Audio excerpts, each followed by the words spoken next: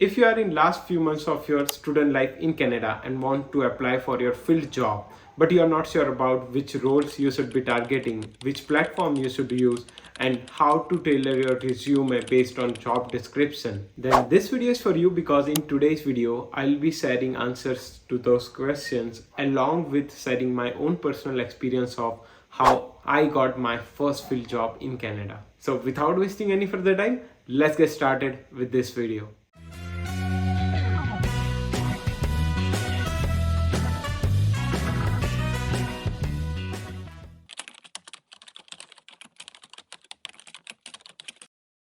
First scenario is you have a past experience.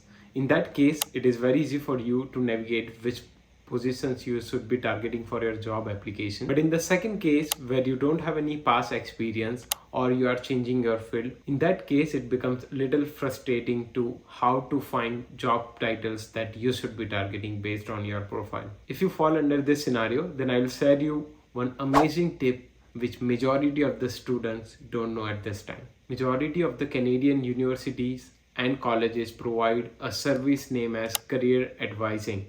Every college has some number of career advisors who have enough years of experience in the field of career advising. So you have to schedule an appointment with your career advisor and they will explain you what are the potential roles that you can apply for, which has high probability of you getting an offer letter.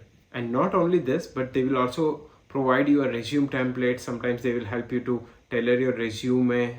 When I was a student in my last month of the course, I have taken one appointment with this career advisor.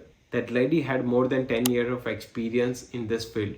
Within like 45 to 50 minutes, she gave me 5 to 6 job roles which I can apply for. I have done mechanical engineering back in India and I did project management post-graduation diploma here. So I wanted to go towards project management field. So she analyzed my profile and based on my experience, which I have none in that field, she recommended me the positions like junior project manager, project coordinator, project administrator, project control officer.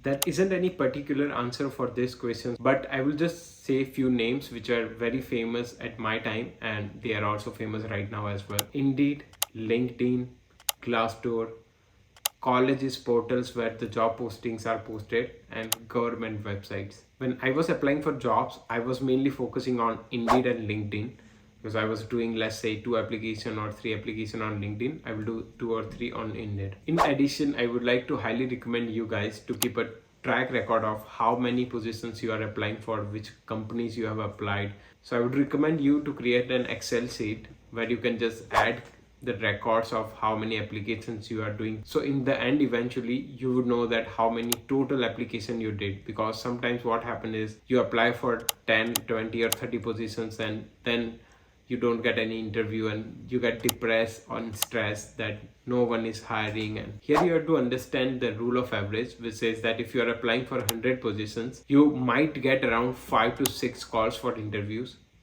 where you will move forward with the next round of interview for like 2 or 3, and then eventually you will get a 1 or 2 job offer later. So until and unless you are doing 100 applications, I wouldn't suggest you to get depressed and getting frustrated mentally.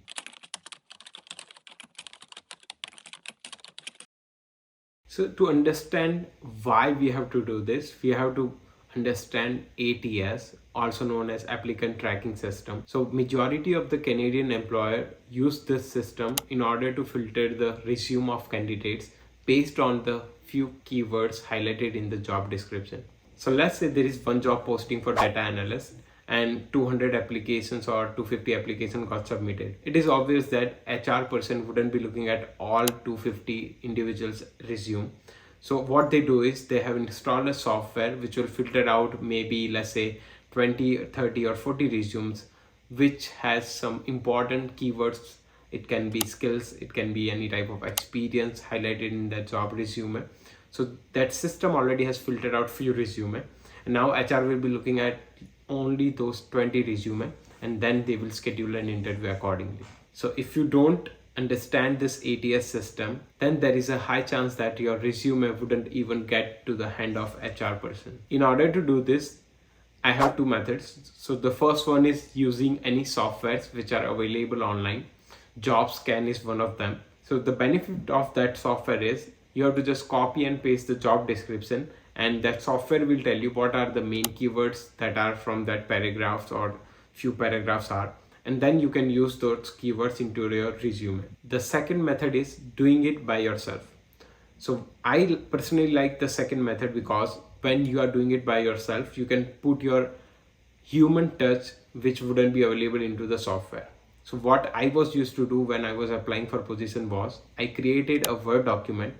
Whatever applications I will be applying for, I will copy and paste the job description in that Word doc, numbering out like first, second, third, and I will just copy and paste the whole thing. I will go through it or read it 3 to 4 times, and then I will highlight few keywords which I think are very important based on the job description. So let's say I highlighted like maybe 20 or 15 keywords in that job description. Then I will open my resume and I will try to think how can I use that particular keyword in my resume. I can't just put the words unnecessary. So you have to make sure that if there is any skills, any software that you have used, then you have to create a story behind it, when you use it or what was the purpose to use it, what you achieved after using it. So that's how you can do it by yourself, or you can use the first method using the any software.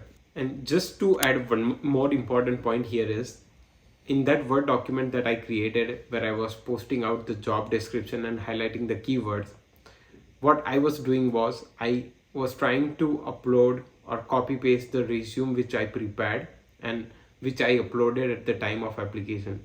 Because what happened with me 1 or 2 times, I submitted a resume, employer contacted me, and now at the time when I was going for interview, I forgot which resume I used because it wasn't easy to find out. I was saving it in OneDrive, so every time it was getting updated. So I didn't know what exactly or what are the points which I have highlighted in that resume. So if you copy paste the resume in the same Word document, then it will be easy for you, because if somebody is calling you for interview, you know exactly which points you have to highlight in the interview.